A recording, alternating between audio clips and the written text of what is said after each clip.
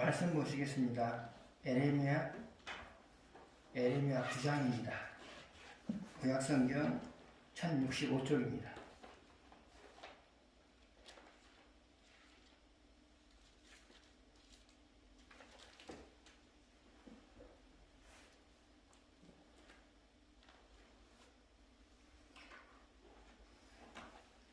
(1절에서) 24절인데요. 본문이 길어서 부분적으로만 성경을 읽도록 하겠습니다. 먼저 1절, 2절을 읽고요. 그 다음에 또 설교하면서 나머지는 읽어가면서 하도록 하겠습니다. 같이 1절, 2절 읽겠습니다. 어찌하면 내 머리는 물이 되고 내 눈은 눈물 근원이 되고 죽임을 당한 딸 내 백성을 위하여 저하려 올리로다. 내가 광야에서 나그네가 머무를 곳을 얻는다면 내 백성을 떠나 가리니 그들은 다 간음하는 자요 반역하는 자의 무리가 되미로다. 아멘. 잠깐 기도하겠습니다.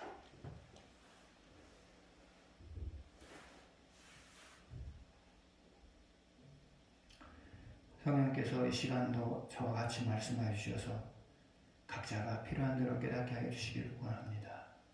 예수님의 이름으로 기도드렸습니다. 아멘.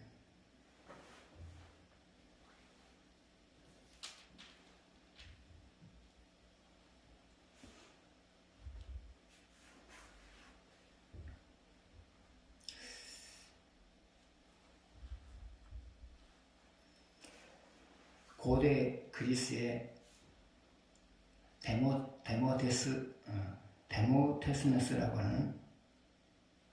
데모테스네스라고 하는 유명한 웅변가가 있었습니다. 그런데 그는 웅변가가 되기 전에는 내성적이고 수줍은 사람이었습니다. 아버지가 그에게 막대한 땅을 유산으로 남겨두었습니다. 유산으로 물려주었습니다. 그런데 그 땅을 다 잃어버리고 말았습니다. 그 이유는 뭐냐? 당시 고대 그리스 법에는 상속을 받은 사람이 대중 앞에서 이 상속받은 것이 내 것이라고 선포를 해야만 내 것이 되는 거예요. 선포를 못하면 내 것이 안 되는 거예요. 그런데 이 데모테스네스는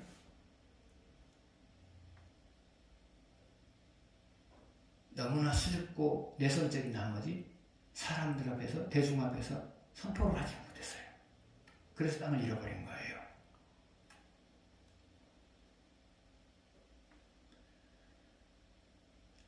아마 그 이후에 이제 그게 한이 되었던 모양이에요. 우리라도 그러지 않겠습니까? 그래서 결국 그는 피나는 노력을 했어요. 웅변가 되기 위한 피나는 노력을 했어요. 그래서 그는 결국 당시에 몇 안 되는 유명한 웅변가가 되었어요.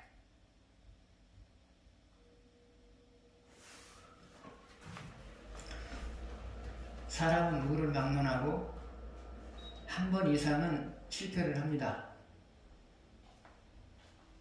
근데 실패했다고 해서 꼭 인생이 망하는 것은 아니거든요. 적어도 인생을 살아내고자 하는 의지만 있다면 반드시 인생을 역전할 수 있는 것이 우리입니다. 그것은 우리에게 잠재력이 있기도 하겠지만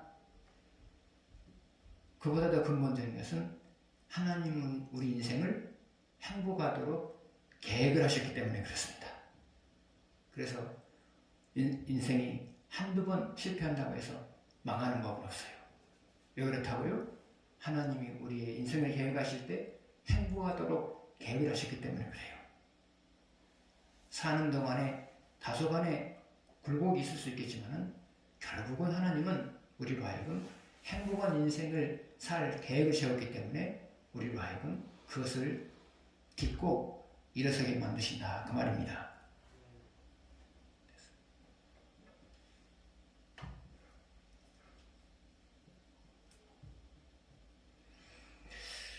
2절 한번 보시겠습니다. 내가 광야에서 나그네가 머무를 곳을 얻는다면 내 백성을 떠나 가리니 그들은 가늠하는 자요 반역한 자의 무리가 되미로다. 에레미야는 유다를 떠나고 싶었어요. 그 이유는 뭐냐? 유다 사람들의 죄 짓는 모습이 더 이상 보고 싶지 않았기 때문이에요. 또 하나를 든다면 에레미야는 하나님의 심정으로 인생을 살았기 때문에 그런 거예요. 여러분 역시도 마찬가지죠. 우리가 하나님의 심정을 가지고 살았을 때 죄 짓는 모습을 보게 되면 속상하고요. 다른 사람이 죄 짓는 모습을 보면 속상하고요. 또 다른 사람이 말씀대로 살아가는 모습을 보게 되면 기쁘고요. 이게 하나님의 심장을 가진 사람들이죠. 에레미야도 하나님의 심장을 가졌어요. 그래서 죄 짓는 모습을 보게 되면 마음이 너무나 속상해요. 그러나 받은 말씀대로 살아가는 사람들이 보이면 마음이 기뻐요. 여러분도 그러시죠? 하나님의 심장을 가졌어요. 그렇기 때문에 죄 짓는 모습을 더 이상 보고 싶지 않아요. 그래서 떠날 수만 있으면 떠났으면 좋겠다.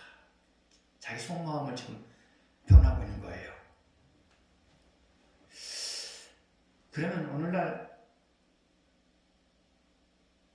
사람들이 떠나고 싶은 교회는 어떤 교회일까요?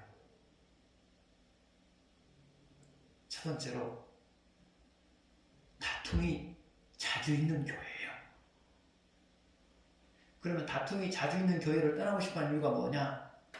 늘 불안해요.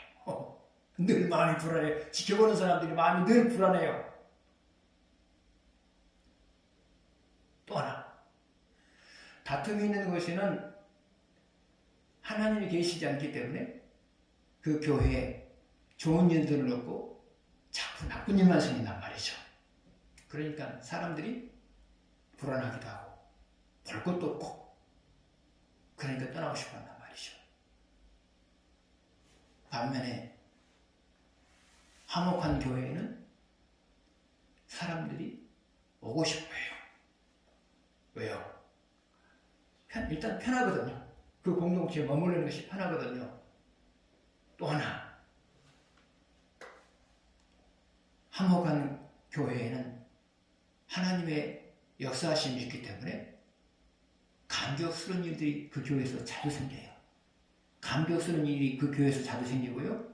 감격스러운 일들이 그 성도들의 삶 속에 자주 생겨요. 그러니까 오고 싶은 교회가 된단 말이죠. 사람들이 떠나고 싶은 교회는 또 어떤 교회이냐? 그것은 하나님의 뜻을 이루고자 하는 모습이 없는 교회예요.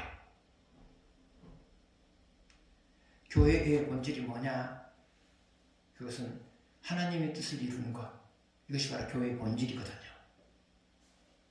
그런데 교회가 하나님의 뜻을 이루고자 하는 노력이 없다면 그 교회는 더 이상 교회라고 말할 수가 없죠. 그래서 의식 있는 교인들은 그런 교회가 그렇게 망가졌을 때 그 교회를 떠나고 싶어 해요.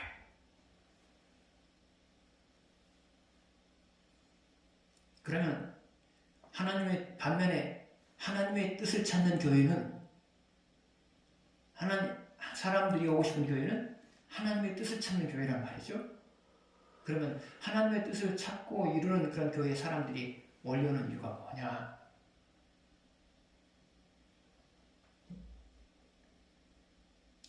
그 일 자체가 의미 있는 일이기 때문에 그래요. 또 하나요. 하나님의 뜻을 찾는 교회들은 교회가 영적으로 숫자적으로 부흥하게 돼 있어요. 또 하나, 그 교회에 몸담고 있는 성도들의 신앙과 삶이 든든히 세워져가게 돼 있어요. 그래서 하나님의 뜻을 이루는 교회들은 사람들이 오고 싶은 거예요. 세 번째로,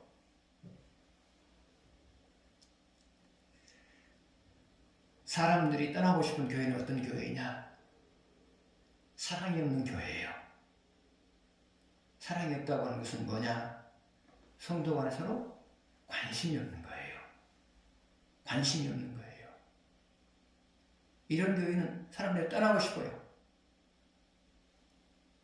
공동체가 끈끈해지려면 서로 간에 관심이 있어야 되잖아요. 관심이 있어야 되잖아요. 관심이 없어요. 그럼 떠나고 싶은 거예요.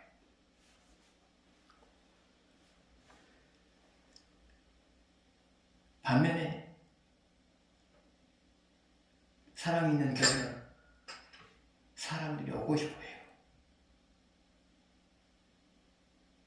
사랑이 있다고 하는 것은 뭐냐? 서로 간에 신앙을 세워주려고 관심을 갖는 거예요. 서로 간에 인생을 잘 살아낼 수 있도록 관심을 갖는 거예요. 이것이 바로 사랑이거든요. 또 하나 사랑을 준다면 새로운 사람이 잘 정착할 수 있도록 배려해 주는 거거든요. 이것이 교회 안에서 반드시 있어야 할 사랑의 덕목들이다. 그렇게 생각하시면 될 것 같습니다. 그래서 교회가 사랑이 있으면 머물고 싶어요. 사랑이 없으면 떠나고 싶어요. 네 번째로요. 사람들이 떠나고 싶은 교회는 어떤 교회냐? 그것은 받은 말씀대로 살아가는 사람들이 희박한 교회예요.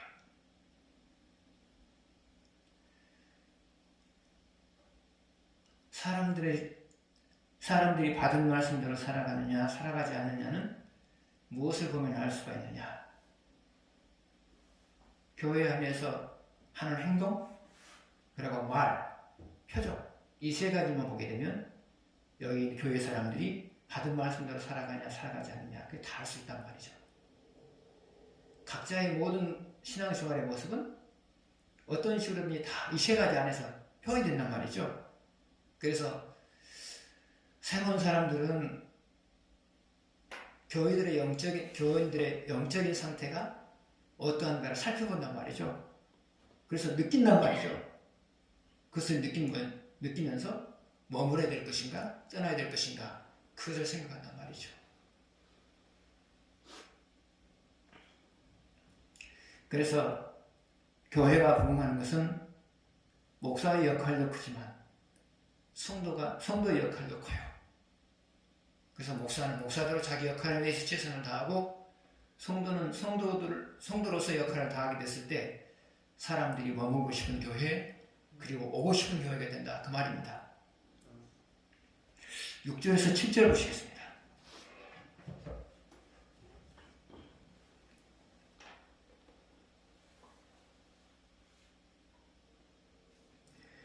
같이 읽겠습니다. 내가 사는 곳이 속이는 일 가운데 있도다. 그들은 속이는 일로 말미암아 나를 알기를 싫어하느니라. 여호와의 말씀이니라. 그러므로 만군의 여호와께서 이같이 말씀하시되 보라, 내가 내 딸 백성을 어떻게 처지하고 그들을 녹이고 연단하리라.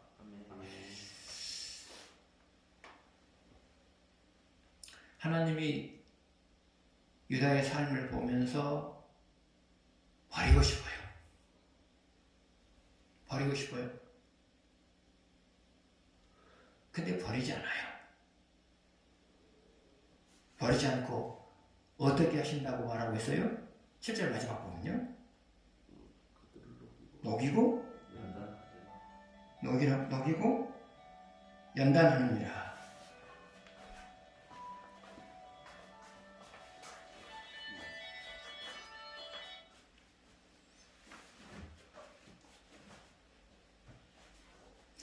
녹이고 연단하느니라. 연단하리라 그랬죠? 녹이고 연단하리라. 하나님은 유다의 삶을 볼 때 버리고 싶어요. 그러나 버리지 않고 어떻게 하신다 그랬어요? 녹이고 연단하리라 말이죠. 그러면 녹이고 연단한다고 하는 것은 무엇을 가리킬까요? 회개시킨 이후에 받은 말씀대로 살아가게 만든다. 그 말이죠.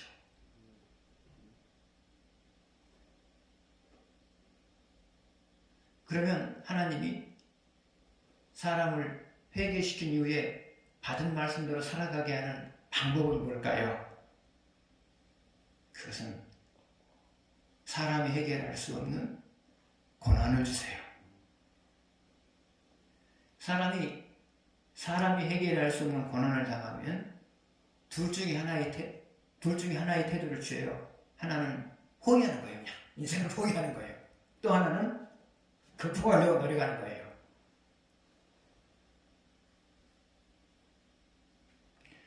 처음에는 누구를 막론하고 그런 상황이 되어지면 의기소침해요.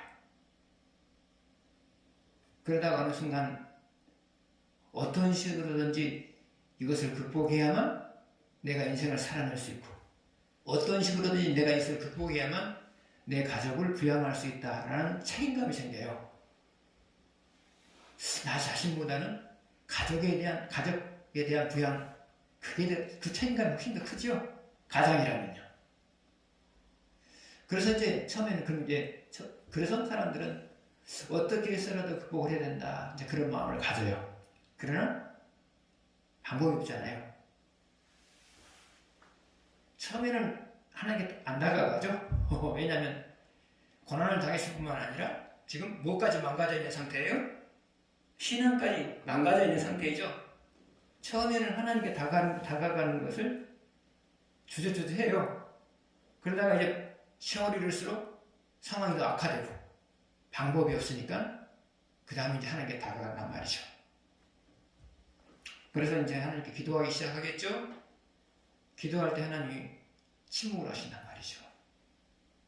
그러니까 기도를 해도 답답해요. 여전히 답답해요.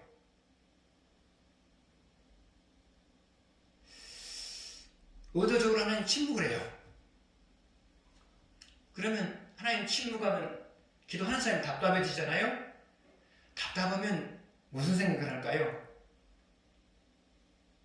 내가 하나님으로 하여금 내 소원을 들어주게 만들려면 하나님의 마음에 드는 삶을 살아야 되겠다, 그런 생각을 하겠죠.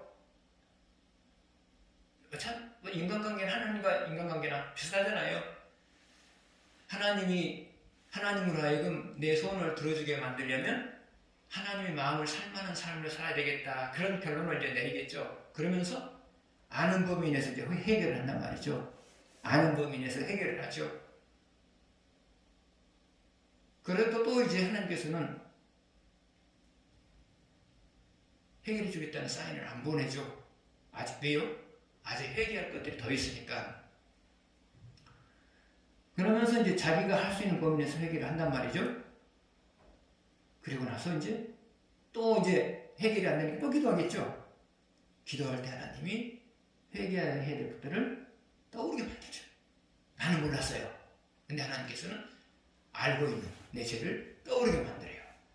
그러면서 또 하나하나 또 이렇게 회개를 시켜요. 하나님이 회개시킨단 말이죠. 그래서 이제 하나님께서 생각한 만큼 회개가 다 된 상태에서 이제 고난을 해결해 줄 수도 있고요. 또 하나님께서는 나중을 위해서, 고난이 끝난 다음을 위해서 하나님과 바른 해결할 것 다 해결했음에도 불구하고 시간을 끄는 경우가 있어요. 왜 그러느냐? 받은 말씀대로 살아가는 것을 체질화시켜 놔야만 고난을 당한 이후에 그런 삶을 지속할 수 있을 것 같기 때문에, 그래서 하나님께서는 하나님과 바른 관계가 형성이 돼도 시간을 끌 때가 있단 말이죠. 왜 그렇다고요? 체질화시켜서, 습관화시켜서, 받은 말씀을 살아가는 것을 습관화시켜서 고난이 끝난 이후에도 지속적으로 그런 삶을 살게 만들기 위해서 의도적으로 하나님께서 시간을 끌 수도 있단 말이죠. 아무튼 그래요. 너희고 연단한다고 하는 것은 우리를 회개시켜서 받은 말씀대로 살아가게 만드는 것이다, 이거란 말이죠. 그래서 일단 고난을 경험하고 극복한 사람은, 하나님에서 극복한 사람은 하나의 사실을 깨달아요. 내가 하나님과 상관이 없이 살았을 때 고난이 오고 내가 회개하고 다시 받은 말씀대로 살았을 때 고난이 사라졌다. 이제 원리를 안단 말이죠. 이 원리를 알게 됐단 말이죠. 그 다음부터는 이 원리를 알기 때문에 받은 말씀대로 살아가려고 노력한단 말이죠. 이 원리를 알기 때문에요. 그래서 녹이고 연단한다고 하는 것은 바로 회개한 이후에 받은 말씀대로 살아가게 만드는 것이다. 그렇게 생각하면 되겠습니다. 그 다음에 23절, 24절 보시겠습니다.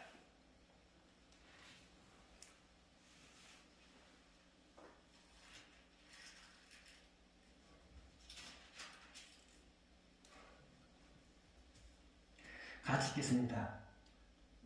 여호와께서 이와 같이 말씀하시되 지혜로운 자는 그의 지혜를 자랑하지 말라. 용사는 그의 용명을 자랑하지 말라.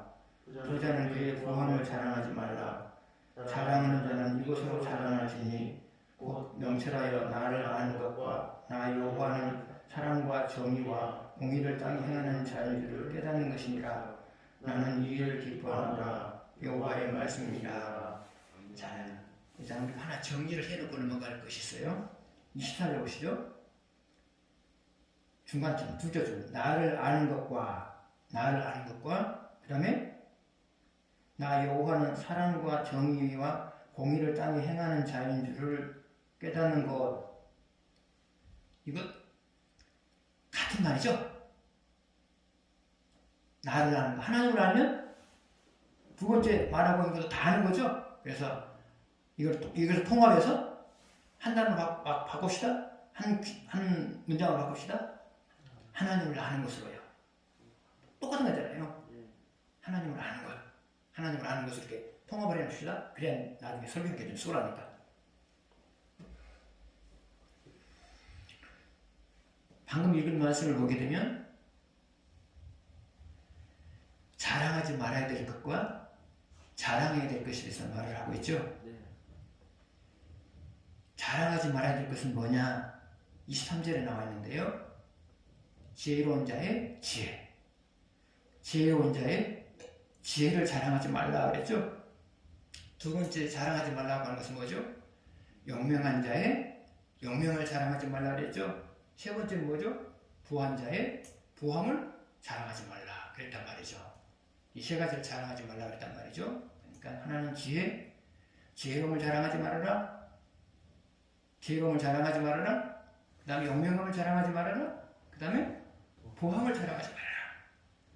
그러면 사람이 이 세 가지에 대해서 자랑하지 말아야 될 이유가 뭘까요? 첫 번째로는 그 세 가지가 누구로부터 났어요? 하나님으로부터 난 거죠? 세 가지가 다요. 하나님께로부터 났으니까 자랑하지 말아라. 그거 하나님 준 거 아니냐? 그 말이죠. 하나님으로부터 난 것이니까 자랑하지 말아라. 그거 하나님 준 거 아니냐? 그 말이란 말이죠. 두 번째로 너희들이 아무리 많이 가졌던들 하나님보다 더 많이 가졌겠냐? 그 말이죠. 너희들이 아무리 많이 가졌던들 하나님보다 더 많이 가졌겠냐? 그러니까 자랑하지 말아라. 우리 그 속된 말로 그런 말 있잖아요. 번데기 앞에서 못을 잡지 말라. 주름 잡지 말라 그러잖아요. 사람이 아무리 많이 가졌어도 하나님보다 더 가질 수가 없잖아요. 그러니까 자랑하지 말아라고 말하잖아요. 자랑하지 말아라. 세 번째로 자랑하지 말아야 될 이유가 뭐냐?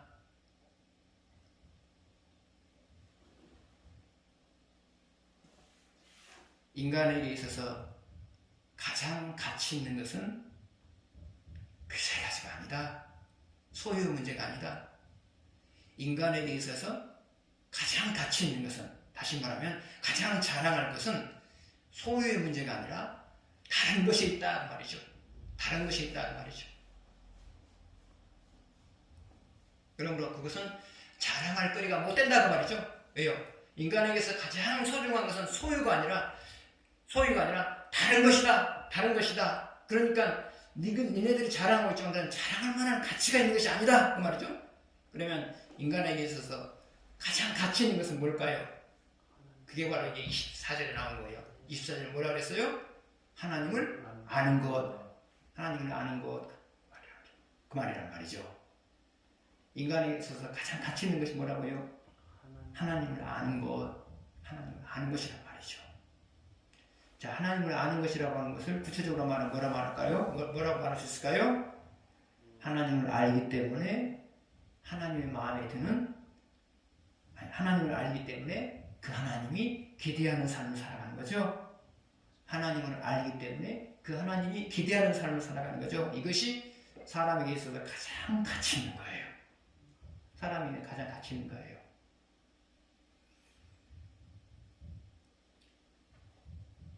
그래서 여러분이 이것도 자랑할 것은 아니죠. 자랑할 필요는 없는 거죠. 나 신앙생활 잘하고 있다? 그럴 필요도 없죠. 그러나 만약에 자랑한다면, 자랑을 해야 된다면 자랑할 것 중에서 가장 귀한 것이 나는 하나님을 알기 때문에 하나님의 기대에 부응하는 삶을 살아가고 있다. 이것이라는 거죠. 그리고 또 이것이 자랑할 거리가 되는 이유가 뭘까요?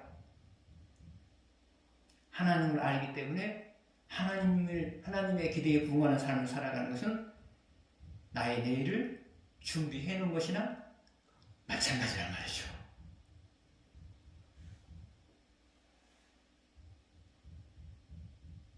그렇기 때문에 자랑을 하는 것이죠. 하나님을 알기 때문에 하나님의 기대에 부응하는 삶을 살아가는 것은 나의 내일을 준비해 놓은 거예요. 왜요? 그런 삶을 살아가는 사람의 인생을 하나님께서 책임져 주시기 때문에 그런 거죠. 또 하나요. 이것이 자랑할 만한 이유가 되는 이유가 뭐냐? 그것은 하나님 나라에서 받을 상을 충분히 확보해 놨기 때문이에요. 그래서 여러분, 많은 사람들은 사람들과 이야기할 때마다 남보다 나은 점을 이야기해요. 그러나 여러분이 꼭 이야기를 해야 될 상황이라면 나는 그래도 하나님의 기대에 부응하는 삶을 살아가려고 노력하고 있다.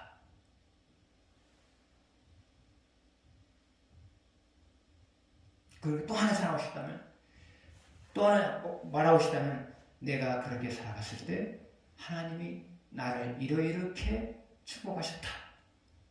그 정도 하면 되지 않을까요? 그래서 여러분, 대화를 나누는 내용을 보게 되면 그 사람의 영적인 수준을 알 수가 있죠. 그래서 여러분, 나은 점을 여러분 이야기하시지 않겠죠? 항상 나는 그래도 하나님의 기대에 부응하는 삶을 살려고 노력하고 있다. 또 하나, 사람들에게 감동을 주시려면 내가 그런 삶을 살아갔을 때 하나님께서는 이렇게 나를 축복하셨다.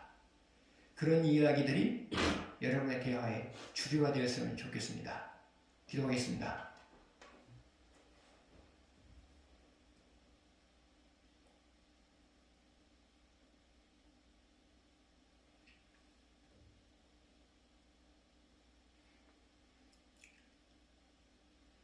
아버지 하나님,